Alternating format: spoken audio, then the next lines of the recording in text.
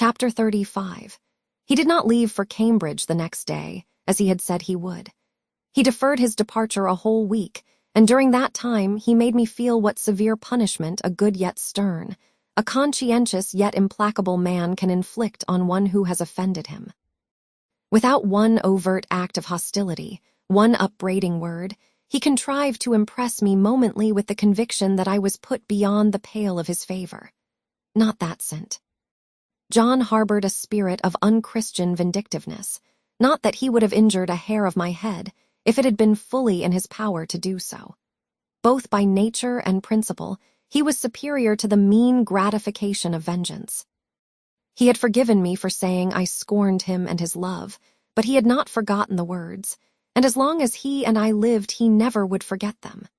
I saw by his look, when he turned to me, that they were always written on the air between me and him.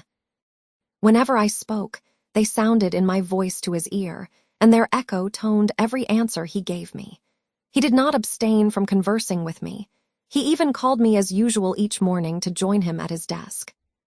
And I fear the corrupt man within him had a pleasure unimparted to, and unshared by, the pure Christian, in evincing with what skill he could, while acting and speaking apparently just as usual, extract from every deed and every phrase the spirit of interest and approval which had formerly communicated a certain austere charm to his language and manner. To me, he was in reality become no longer flesh but marble.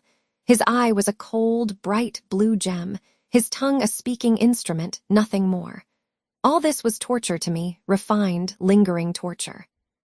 It kept up a slow fire of indignation and a trembling trouble of grief, which harassed and crushed me altogether.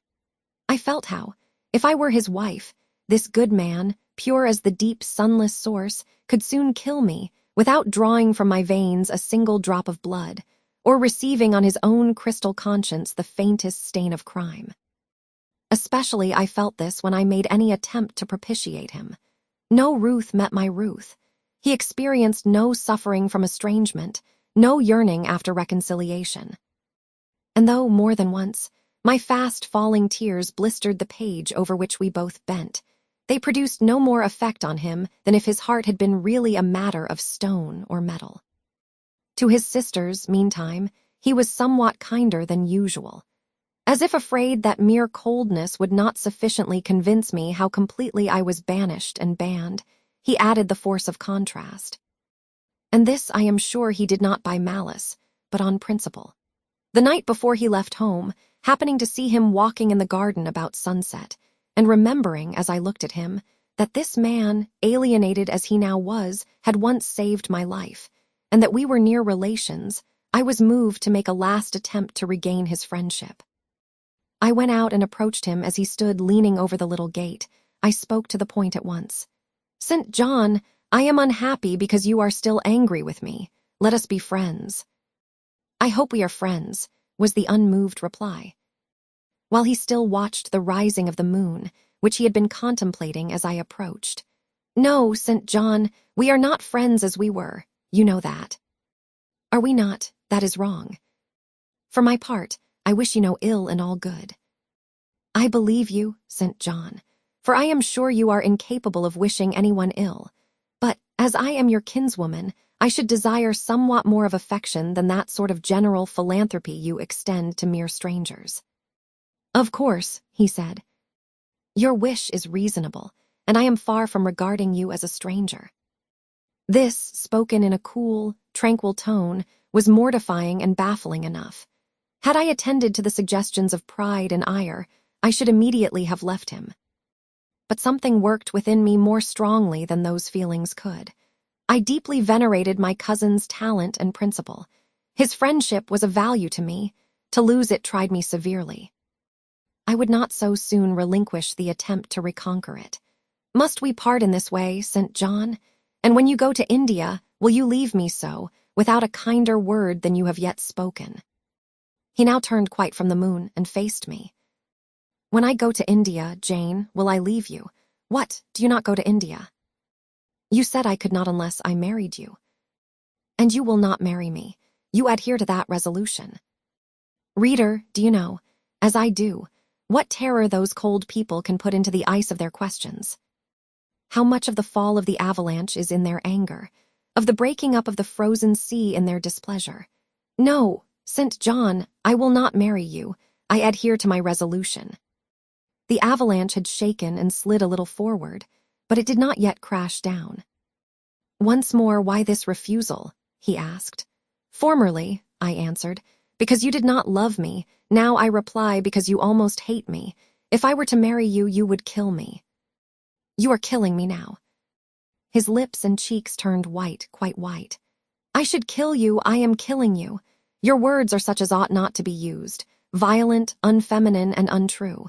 They betray an unfortunate state of mind. They merit severe reproof. They would seem inexcusable, but that it is the duty of man to forgive his fellow even until 77 times. I had finished the business now. While earnestly wishing to erase from his mind the trace of my former offense, I had stamped on that tenacious surface another and far deeper impression. I had burnt it in. Now you will indeed hate me, I said. It is useless to attempt to conciliate you. I see I have made an eternal enemy of you. A fresh wrong did these words inflict, the worse because they touched on the truth. That bloodless lip quivered to a temporary spasm. I knew the steely ire I had wedded. I was heart-wrung. You utterly misinterpret my words, I said, at once seizing his hand. I have no intention to grieve or pain you, indeed I have not. Most bitterly he smiled. Most decidedly he withdrew his hand from mine. And now you recall your promise and will not go to India at all, I presume, said he after a considerable pause. Yes, I will as your assistant, I answered.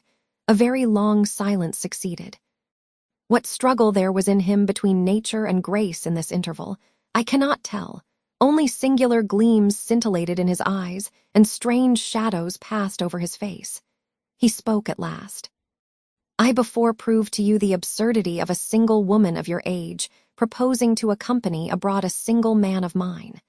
I proved it to you in such terms as, I should have thought, would have prevented your ever again alluding to the plan. That you have done so, I regret for your sake. I interrupted him. Anything like a tangible reproach gave me courage at once. Keep to common sense, St. John. You are verging on nonsense. You pretend to be shocked by what I have said. You are not really shocked, for with your superior mind, you cannot be either so dull or so conceited as to misunderstand my meaning. I say again, I will be your curate if you like, but never your wife. Again he turned lividly pale. But, as before, controlled his passion perfectly. He answered emphatically but calmly. A female curate who is not my wife would never suit me. With me, then, it seems, you cannot go. But if you are sincere in your offer, I will, while in town, speak to a married missionary whose wife needs a coadjutor. Your own fortune will make you independent of the society's aid. And thus you may still be spared the dishonor of breaking your promise and deserting the band you engaged to join. Now I never had, as the reader knows, either given any formal promise or entered into any engagement. And this language was all much too hard and much too despotic for the occasion. I replied, There is no dishonor, no breach of promise, no desertion in the case. I am not under the slightest obligation to go to India, especially with strangers. With you I would have ventured much, because I admire, confide in, and as a sister I love you. But I am convinced that, go when and with whom I would, I should not live long in that climate. You are afraid of yourself, he said, curling his lip. I am. God did not give me my life to throw away, and to do as you wish me would, I begin to think, be almost equivalent to committing suicide. Moreover, before I definitively resolve on quitting England, I will know for certain whether I cannot be of greater use by remaining in it than by leaving it. What do you mean? It would be fruitless to attempt to explain. But there is a point on which I have long endured painful doubt, and I can go nowhere till by some means that doubt is removed. I know where your heart turns and to what it clings. The interest you cherish is lawless and unconsecrated. Long since you ought to have crushed it, now you should blush to allude to it. You think of Mr. Rochester. It was true. I confessed it by silence. Are you going to seek Mr. Rochester? I must find out what has become of him. It remains for me then, he said, to remember you in my prayers and to entreat God for you in all earnestness, that you may not indeed become a castaway.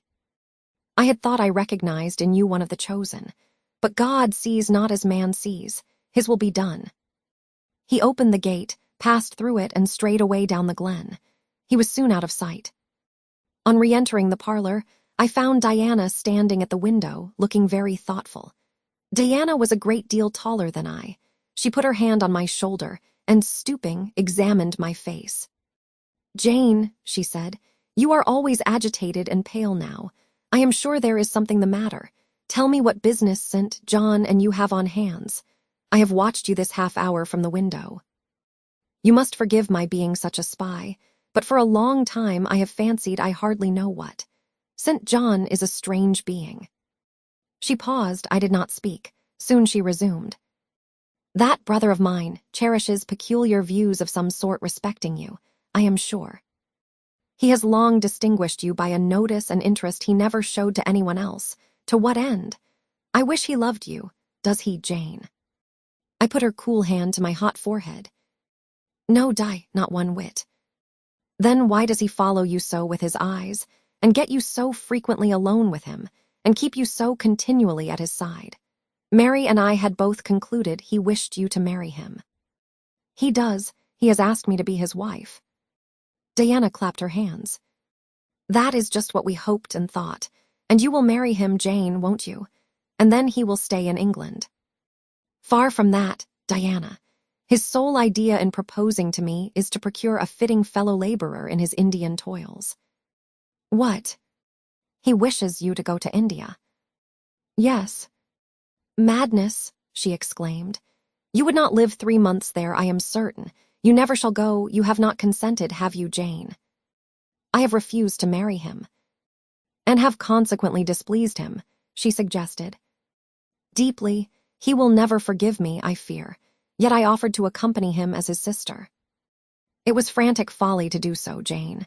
Think of the task you undertook, one of incessant fatigue, where fatigue kills even the strong, and you are weak. St.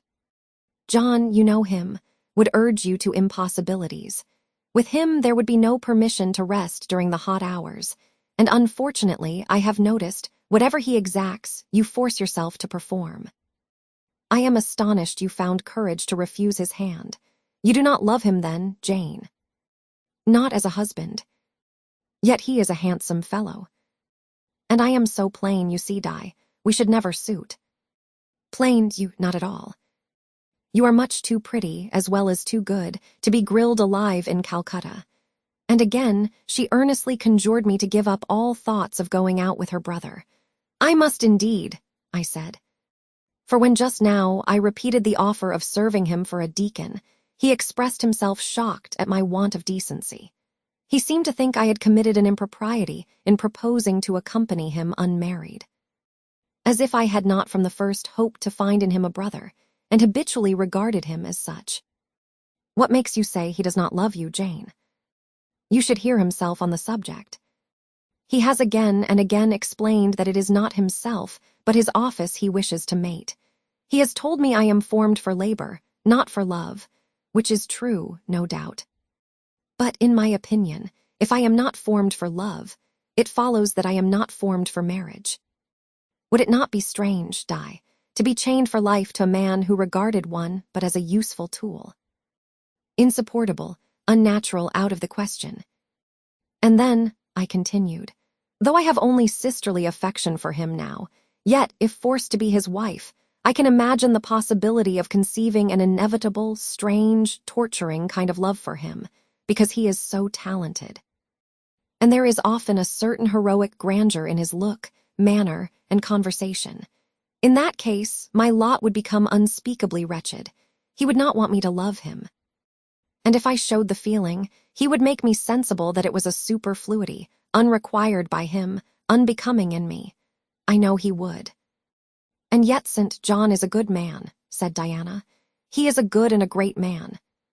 But he forgets, pitilessly, the feelings and claims of little people in pursuing his own large views. It is better, therefore, for the insignificant to keep out of his way, lest in his progress he should trample them down.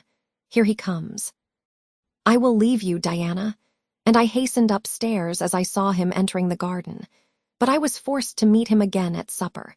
During that meal, he appeared just as composed as usual. I had thought he would hardly speak to me, and I was certain he had given up the pursuit of his matrimonial scheme. The sequel showed I was mistaken on both points.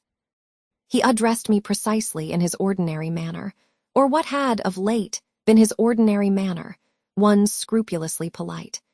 No doubt he had invoked the help of the Holy Spirit to subdue the anger I had roused in him, and now believed he had forgiven me once more. For the evening reading before prayers, he selected the 21st chapter of Revelation. It was at all times pleasant to listen while from his lips fell the words of the Bible. Never did his fine voice sound at once so sweet and full. Never did his manner become so impressive in its noble simplicity as when he delivered the oracles of God.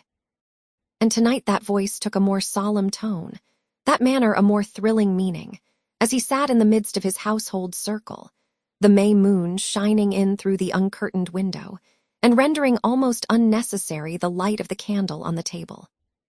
As he sat there, bending over the great old Bible, and described from its page the vision of the new heaven and the new earth, told how God would come to dwell with men, how he would wipe away all tears from their eyes, and promised that there should be no more death, neither sorrow nor crying, nor any more pain, because the former things were passed away. The succeeding words thrilled me strangely as he spoke them, especially as I felt, by the slight, indescribable alteration in sound, that in uttering them his eye had turned on me. He that overcometh shall inherit all things.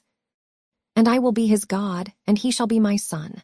But, was slowly, distinctly read, the fearful, the unbelieving, and shall have their part in the lake which burneth with fire and brimstone, which is the second death. Henceforward, I knew what fate sent. John feared for me. A calm, subdued triumph, blent with a longing earnestness, marked his enunciation of the last glorious verses of that chapter. The reader believed his name was already written in the Lamb's book of life, and he yearned after the hour which should admit him to the city to which the kings of the earth bring their glory and honor, which has no need of sun or moon to shine in it, because the glory of God lightens it, and the Lamb is the light thereof. In the prayer following the chapter, all his energy gathered, all his stern zeal woke. He was in deep earnest, wrestling with God, and resolved on a conquest. He supplicated strength for the weak-hearted, guidance for wanderers from the fold, a return, even at the 11th hour, for those whom the temptations of the world and the flesh were luring from the narrow path. He asked, he urged, he claimed the boon of a brand snatched from the burning. Earnestness is ever deeply solemn. First, as I listened to that prayer, I wondered at his. Then, when it continued and rose, I was touched by it and at last awed. He felt the greatness and goodness of his purpose so sincerely. Others who heard him plead for it could not but feel it too. The prayer over, we took leave of him. He was to go at a very early hour in the morning. Diana and Mary, having kissed him, left the room. In compliance, I think, with a whispered hint from him, I tendered my hand and wished him a pleasant journey. "Thank you, Jane.